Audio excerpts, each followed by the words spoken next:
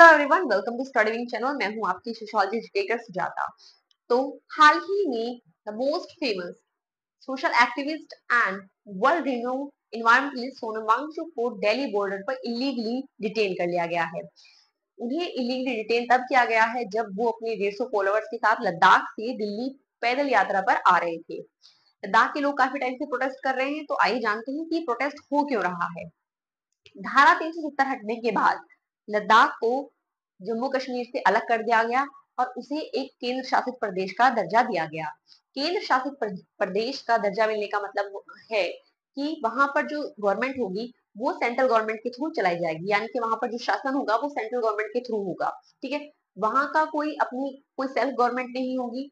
एक lieutenant governor appoint किया जाएगा, जो कौन करेगा? सेंट्रल गवर्नमेंट करेगी। ठीक है, हमारे कुछ केंद्र शासित प्रदेशों में जो है विधानसभा है, जैसे दिल्ली है, पांडिचेरी है, बाकी में लद्दाख में अभी ये नहीं है। ठीक है, तो लद्दाख के लोगों की सबसे पहली मांग यही है कि लद्दाख को एक पूर्ण राज्य का दर्जा दिया जाए।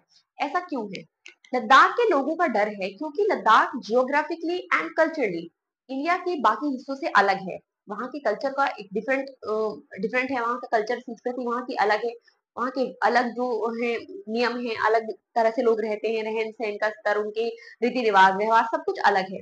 तो लद्दाख के लोगों का मानना है कि अगर वहां पर उनकी सेल्फ गवर्नमेंट चुन के आएगी तो वो उनके कल्चर को, उनके फोक्स नॉर्म्स को ठीक बेहतर ढंग से समझ पाएगी और उसी के हिसाब से लॉज एंड पॉलिसी बना पाएगी। अगर लद्दाख को विदाउट लेजिस्लेटिव असेंबली करके केंद्र शासित प्रदेश की लिस्ट में रखा जाता है, तो वहां पर जो अपॉइंट कौन करेगा, वहां पर रूल्स एंड पॉलिसीज उसके लिए कौन बनाएगा? तो सेंट्रल गवर्नमेंट बनाएगी। क्योंकि सेंट्रल गवर्नमेंट रूटली उन चीजों से नहीं जुड़ी हुई है, तो लद्दाख के लॉज एंड पॉलिसीज इतने प्रभावी नहीं होंगे। दूसरे डिमांड ये है कि लद्दाख को 6वीं अनुसूची में शामिल किया जाए। तो ये 6 शेड्यूल क्या है? संविधान की 12 अनुसूचियां हैं। ठीक है, जिसमें से जो 6 शेड्यूल है, यानी कि जो 6वीं अनुसूची है, उसमें उन राज्यों को रखा जाता है जहां पर अनुसूचित जनजाति यानी कि ट्राइबल पॉपुलेशन ज्यादा है। फिलहाल में इसमें 4 राज्य आते हैं। कौन कौन से? असम, मेघालय,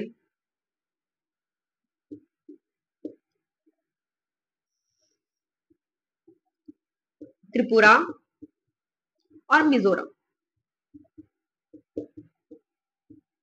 6वीं अनुसूची में आने वाले राज्यों के लोगों को, वहां के जो ट्राइबल पॉपुलेशन होती है, उन्हें अपने हिसाब से लॉज एंड पॉलिसीज, चाहे वो कृषि के बारे में हो, चाहे वो जमीन के प्रयोग के बारे में हो, या शिक्षा के बारे में हो, इसकी उन्हें स्वतंत्रता होती है कि वो अपने कल्चर के हिसाब से, अपने हिसाब से land use, agriculture and education के लॉज एंड पॉलिसीज बना सकते हैं।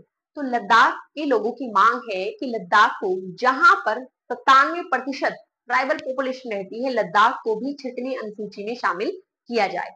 तो ये 2 मांगे महत्वपूर्ण है। तीसरी मांग लद्दाख की ये है कि लद्दाख में चूंकि क्षेत्र बहुत दूर दूर है वहां पर, तो लेह और कारगिल के लिए अलग अलग विधानसभाएं की जो है, उस लोकसभा की जो सीट है वो अलग अलग की जाए। ठीक है, तो ये लद्दाख के बारे में जो अभी हाल ही में न्यूज है उसकी मैंने आपको बता दिया है। अब आप कमेंट करके बताइए कि क्या लद्दाख के लोगों की डिमांड सही है? क्या सोनम वांगचुक का अरेस्ट होना सही है या गलत?